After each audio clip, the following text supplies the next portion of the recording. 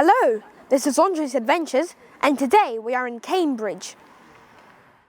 In this video, the best things to do and see in Cambridge, where to find the most spectacular views of the city, and lots of travel tips and practical information. Here we go!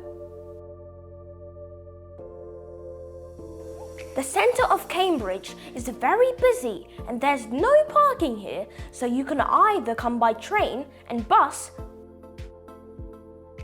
or park your car on Queen's Road or Grand Arcade Shopping Centre. A great place to start your adventure would be Great St Mary's Church in the heart of Cambridge. You can climb the tower of this magnificent building to see the panoramic views of the city. Inside the church, you can choose a guidebook in any of a dozen different languages. It is not very easy to climb the narrow stairs, and there are 123 steps. 123.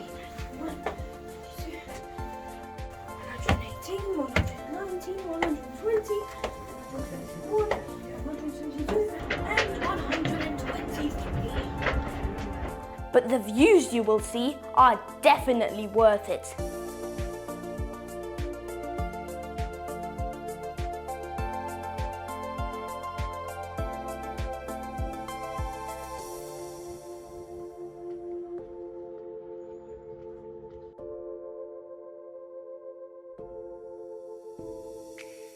You will have to wait until it is safe to go down. And on your way out, you can check out the gift shop with souvenirs and books.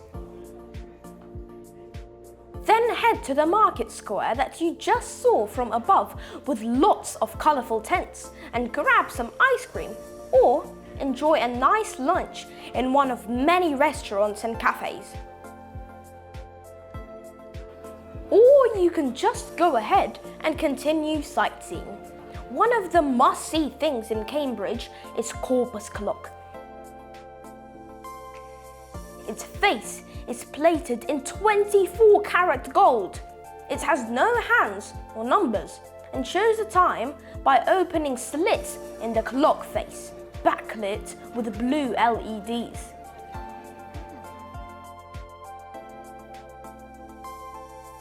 In this area, there are lots of original souvenir shops, if this is your cup of tea.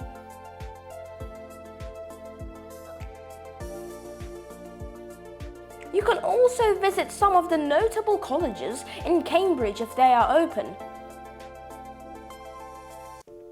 Or see the Cambridge Story exhibition in the Round Church.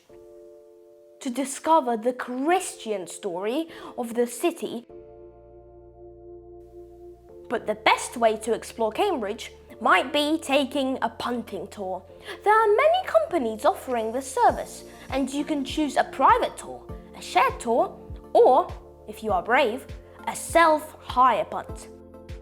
It is not easy at all to punt, so you will be safer with a professional punter who is also a knowledgeable guide and will tell you all about the history of Cambridge University, its colleges, and the most remarkable buildings and bridges that you will see during your tour. They travel to places like London, to Paris, and also here to Cambridge, where they set up refuge with local people in the city, started teaching out of the many monasteries that were here at the time. That was until the first college was opened. That college was called Peterhouse. Peterhouse is still open today. One of the main tourist attractions in Cambridge is Bridge of Sighs. It was named after the famous bridge in Venice, but that one was built between the prison and the execution site, so the sigh meant the last sigh of the convicted. The story of this bridge is more positive. It is for students who pass their exam and leave the college with a sigh of relief.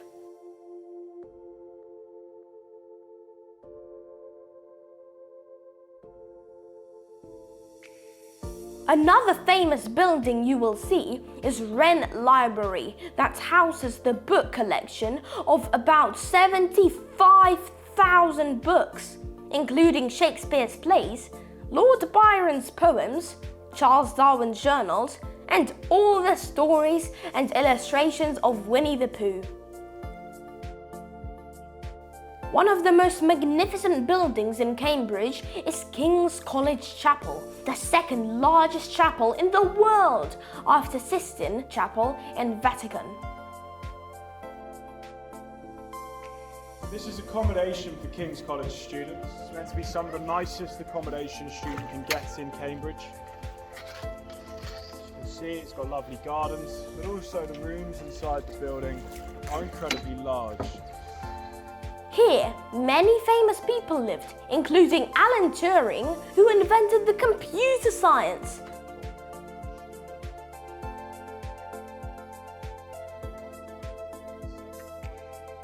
Another famous bridge is Mathematical Bridge.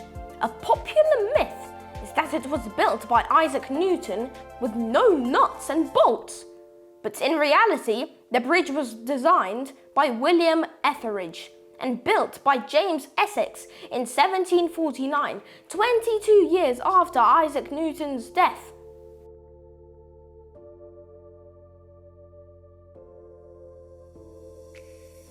Most punts turn around near Mathematical Bridge.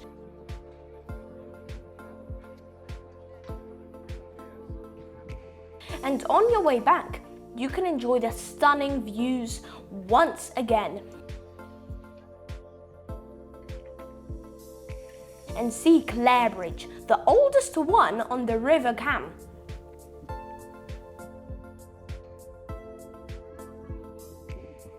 The JERWOOD Library that looks like a prow of a ship projecting out towards the water. And St John's College New Court that looks like a palace, but in reality is a building with teaching rooms and bedrooms for students. St John's College's alumni include 12 Nobel Prize winners and 7 Prime Ministers. Prince William took a course in estate management run by this college. St John's College is thought to be inhabited by a number of ghosts. One of them was a student who surrendered his soul to the devil in exchange for the knowledge to pass his exams. I don't really believe that. What about you?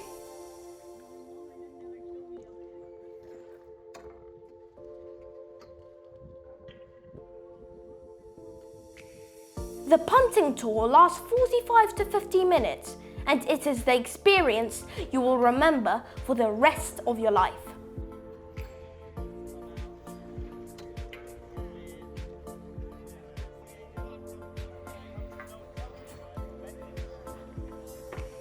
Let me know in the comments if you liked this video and if it was helpful.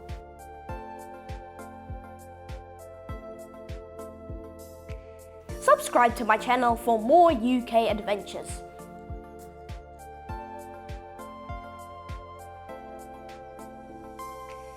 Thank you for watching.